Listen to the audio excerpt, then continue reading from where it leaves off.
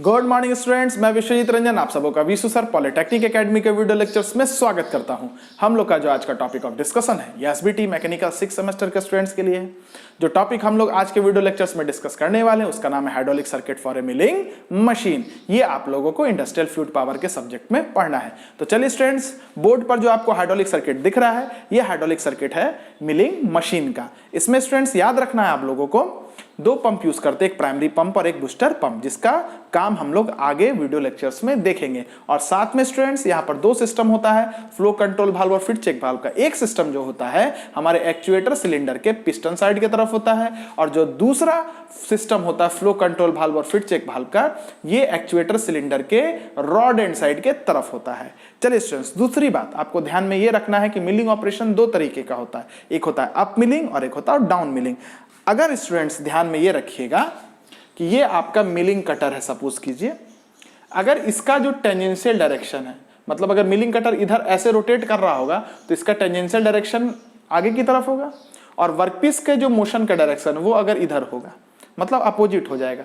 तो इस तरह के मिलिंग ऑपरेशन को कहते हैं अप मिलिंग। और साथ में अगर ऐसा हो स्टूडेंट्स कि ये आपका मिलिंग कटर है, इसका अगर रोटेशन ऐसे हो रहा है तो इसका रोटेशन का टेंजेंशियल डायरेक्शन ये हो गया और वर्कपीस का डायरेक्शन अगर ये हो गया, मतलब जब दोनों सेम हो गया, तो इस तरह के मिलिंग ऑपरेशन को बोलते हैं डाउन मिलिंग। ये आप लोग 4th सेमेस्टर में पढ़े भी होंगे। ठीक है स्टूडेंट्स, तो चलिए अब देखते हैं। मान लेते हैं जब हमारा direction control valve position number 3 पर है, इस समय जब हम मोटर के द्वारा अपने पंप को ऑपरेट कराते हैं तो ये पंप क्या करेगा, हाइड्रोलिक ऑयल को टैंक से सक करेगा, इसको प्रेशराइज्ड करेगा और प्रेशराइज्ड हाइड्रोलिक ऑयल आपके हाइड्रोलिक सर्किट में फ्लो करेगा। बूस्टर पंप को अभी ध्यान में बिल्कुल भी नहीं रखना है, ठीक है, ये हम आगे बताएंगे ये कैसे काम करेगा, अभी इसको बिल्कुल भूल जाइए आप लोग। जैसे ये पंप हाइड्रोलिक ऑयल को, प्रेशराइज्ड हाइड्रोलिक ऑयल को सर्कुलेट कराता हाइड्रोलिक सर्किट में, अगर पोजीशन नंबर 3 पर डायरेक्शन कंट्रोल वाल्व है तो हाइड्रोलिक ऑयल पोर्ट पी से होते हुए पोर्ट टी से होते हुए टैंक में रिटर्न हो जाएगा। मतलब इस पोजीशन में कोई भी हाइड्रोलिक ऑयल हमारे एक्चुएटर सिलेंडर पर नहीं पहुंचेगा, तो मेरा एक्चुएटर सिलेंडर में किसी प्रकार का मूवमेंट नहीं होगा। तो ऐसे पोजीशन ऑफ हाइड्रोलिक सर्किट को बोलते हैं नो मोशन पोजीशन।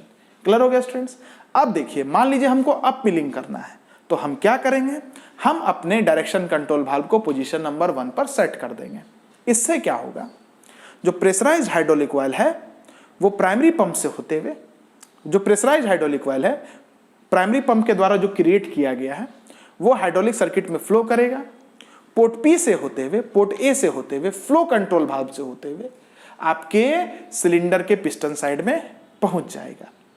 ठीक है, अब मान लेते हैं प्रेशराइज्ड ऑयल जो पंप प्रोड्यूस कर रहा है वो 20 मीटर क्यूब पर सेकेंड है, लेकिन आपको यहां पर जो ऑयल चाहिए उतना प्रेशराइज्ड ऑयल नहीं चाहिए, आपको चाहिए 12 मीटर क्यूब पर सेकेंड।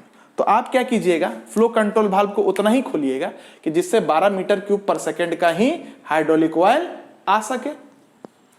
तो जो बचा 8 मीटर क्यूब पर सेकेंड का हाइड्रोलिक ऑयल इधर से जाना चाहेगा, लेकिन फ्लो कंट्रोल वाल्व का सिंबल ऐसा है, इस सिंबल का अर्थ यह है कि ऑयल इधर से तो आ सकता है लेकिन इधर से नहीं जा सकता है। तो 8 मीटर क्यूब पर सेकेंड का ऑयल अगर इधर से जाना चाहेगा तो ये रास्ता तो बंद है, तो जो 8 मीटर क्यूब पर सेकंड का हाइड्रोलिक ऑयल यहाँ जमा होने लगेगा, आपके हाइड्रोलिक सर्किट में प्रेशर बढ़ने लगेगा, तो क्या होगा, तो ये पीआर भी खुल जाएगा और ये पीआर भी क्या करेगा, 8 मीटर क्यूब पर सेकंड के हाइड्रोलिक ऑयल को यहाँ से टैंक में डिस्चार्ज कर देगा और यहाँ से केवल 12 मीटर क्यूब पर सेकंड का ही ऑयल आपके एक्चुएटर के सिलेंडर में जाएगा।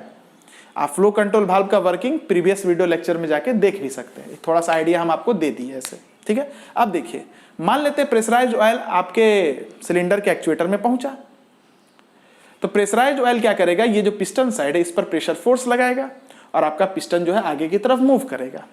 तो जब पिस्टन आगे की तरफ मूव करेगा तो ये रॉड भी आगे की तरफ मूव करेगा और इस रॉड से कौन कनेक्टेड है, आपका वर्क टेबल कनेक्टेड है, तो वर्क टेबल भी आगे की तरफ मूव करेगा और वर्क टेबल पर कौन माउंटेड है, वर्क पीस माउंटेड है, तो वर्क पीस भी आगे की तरफ मूव करेगा और जैसे ही ये वर्क पीस आगे की तरफ मूव करेगा ये एक रोटेटिंग मिलिंग कटर के साथ इंटरेक्ट करेगा, जिस इंटरेक्शन के वजह से ये मिलिंग कटर वर्कपीस के ऊपर से मटेरियल का रिमूवल करेगा और मिलिंग मशीनिंग ऑपरेशन प्रोड्यूस हो जाएगा आपके वर्कपीस के ऊपर में। ठीक है, चूंकि यहां पर मिलिंग कटर का टेंजेंशियल डायरेक्शन ये है और वर्कपीस का डायरेक्शन ऑफ मोशन ये है, मतलब यहां पर अप मिलिंग का जो प्रोसेस है वो प्रोड्यूस होगा वर्कपीस के ऊपर में। ठीक है, अब देखिए जितना ज्यादा अमाउंट ऑफ लिक्विड यहां पर आएगा उतना ही ज्यादा फोर्स बनेगा और उतना ही तेजी से वर्कपीस मिलिंग कटर के साथ इंटरैक्ट करेगा, पहली बात। ठीक है, मिलिंग कटर के एक रिवॉल्यूशन पर वर्कपीस जितना डिस्टेंस इसको पास करता है कटर को, इसको बोलते हैं फीड। अगर हाइड्रोलिक ऑयल का अमाउंट ज्यादा होगा तो जो फीड होगा वो ज्यादा होगा, हाइड्रोलिक ऑयल का अमाउंट अगर कम होगा तो जो फीड होगा वो कम होगा। तो फीड को कंट्रोल करने के लिए, वर्कपीस पर जो फीड प्रोड्यूस हो रहा है उसको कंट्रोल करने के लिए कौन काम करता है? तो फ्लो कंट्रोल वाल्व काम करता है। ठीक है, अब देखिए दूसरी बात, जब वर्कपीस और मिलिंग कटर के बीच में इंटरेक्शन होता है ना, तो कटर जो होता है वर्कपीस के ऊपर में एक फोर्स लगाता है, जिस फोर्स का जो डायरेक्शन है वो वर्कपीस के डायरेक्शन के क्या होता है? अपोजिट होता है, डाउन मिलिंग में। ठीक है, सॉरी अप मिलिंग में, इस मिलिंग में, है ना। तो अब देखिए जब वर्कपीस मिलिंग कटर के साथ इंटरेक्ट किया तो मिलिंग कटर वर्कपीस के अपोजिट डायरेक्शन में एक फोर्स लगाया, जिससे क्या होगा, हो सकता है आपका वर्क टेबल जो है वो रुक जाए, आगे ही नहीं बढ़ पाए। जब आगे ही नहीं बढ़ पाएगा या वर्क टेबल जो है मिलिंग कटर के कटिंग फोर्स के वजह से धीरे धीरे आगे बढ़े तो फीड क्या होगा? घट जाएगा। तो इस प्रॉब्लम से बचने के लिए ये बूस्टर पंप क्या करेगा? एक surplus amount of pressurised oil इस सिलेंडर में भेज देगा, ताकि कटिंग फोर्स के वजह से जो वर्क टेबल का जो मोशन घटा उसको क्या किया जा सके? कंपनसेट किया जा सके। तो आपको बूस्टर पंप का भी काम समझ में आ गया होगा। अगर आपको डाउन मिलिंग करना है तो आप क्या कीजिएगा? डायरेक्शन कंट्रोल वाल्व को किस पोजीशन पर वर्क कराइएगा? पोजीशन नंबर 2 पर। इससे क्या होगा? प्रेशराइज्ड ऑयल पंप के द्वारा हाइड्रोलिक सर्किट में पोर्ट पी से होते हुए, पोर्ट बी से होते हुए, है ना, यहां फ्लो कंट्रोल वाल्व जितना खुलेगा, जितना अमाउंट में आपको हाइड्रोलिक ऑयल चाहिए, जितना खुलेगा यहां पर पहुंच जाएगा। और हाइड्रोलिक ऑयल जब यहां पर पहुंचेगा तो रॉड एंड साइड पर प्रेशर लगाएगा, तो आपका पिस्टन का डायरेक्शन, पिस्टन का मूवमेंट इस डायरेक्शन में होगा, तो वर्क टेबल भी इस डायरेक्शन में मूव करेगा और आपके कटर का रोटेशन का भी टेंजेंशियल डायरेक्शन ये रहेगा, दोनों का डायरेक्शन सेम हो जाएगा। तो मिलिंग में ऐसा आपको मिलिंग दिखेगा। वर्कपीस है ना, जैसे जैसे वर्कपीस आगे आते चला जाएगा, ठीक है, ये मिलिंग कटर क्या करेगा? इस मटेरियल से, इस वर्कपीस से मटेरियल का रिमूवल करते चला जाएगा। ठीक है, अब देखिए मान लेते हैं, सपोज कीजिए अप मिलिंग की बात की जाए, यहां से आ रहा 12 मीटर क्यूब पर सेकंड का हाइड्रोलिक ऑयल, लेकिन फ्लो कंट्रोल वाल्व यहां पर 8 मीटर क्यूब पर सेकंड के ऑयल को पास करने देगा। तो जब पिस्टन आगे बढ़ेगा तो यहां से 8 मीटर क्यूब पर सेकंड का हाइड्रोलिक ऑयल जाएगा इधर से, लेकिन आ तो रहा है 12 मीटर क्यूब पर सेकंड। कितना? 12 मीटर क्यूब पर सेकंड। क्यों? क्योंकि जितना ऑयल आता है उतना ही ऑयल निकलता भी है। तो अगर flow control valve 8 metre cube पर सेकंड का हाइड्रोलिक ऑयल को पास करने दे रहा है, जब पिस्टन आगे की तरफ मूव कर रहा है, तो 4 मीटर क्यूब इधर से जाना चाहेगा।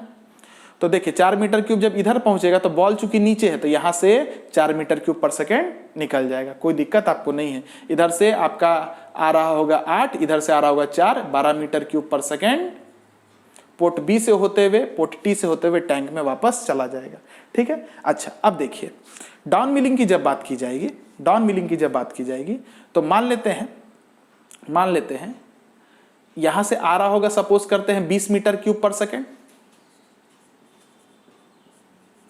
ये फ्लो कंट्रोल वाल्व जो है ये 12 मीटर क्यूब पर सेकंड को ही अलाउ करेगा। हमको 20 मीटर क्यूब पर सेकंड का ऑयल इसमें नहीं चाहिए, हमको फीड थोड़ा कम चाहिए, तो हम 12 मीटर क्यूब पर सेकंड पर जो फीड चाहिए उसके लिए क्या करेंगे? फ्लो कंट्रोल वाल्व को उतना ही खोलेंगे कि 12 मीटर क्यूब पर सेकंड का ही ऑयल इसमें इंटर करे। तो 8 मीटर क्यूब पर सेकंड का ऑयल क्या होगा? इधर जाना चाहेगा, लेकिन फ्लो कंट्रोल वाल्व में बॉल नीचे है इसलिए 8 मीटर क्यूब इधर से नहीं जा पाएगा। तो वो 8 मीटर क्यूब पर सेकंड ऑयल कहां से निकलेगा? तो पीआरबी से निकल के टैंक में चला जाएगा। ठीक है, अच्छा डाउन मिलिंग में जब हमारा पिस्टन इधर मूव कर रहा होगा तो यहां का जो ऑयल है जब 12 मीटर क्यूब पर सेकंड से आया तो 12 मीटर क्यूब पर सेकंड से निकलेगा भी, लेकिन मान लेते हैं flow control valve 8 metre cube पर सेकंड से ऑयल को निकाल रहा है, तो यहां से तो 8 मीटर क्यूब पर सेकंड निकलेगा, तो 4 मीटर क्यूब इधर से निकलना चाहिए। तो 4 मीटर क्यूब इधर से आएगा, बॉल नीचे है तो कोई दिक्कत नहीं, बॉल नीचे है तो ऑयल इधर से निकल सकता है।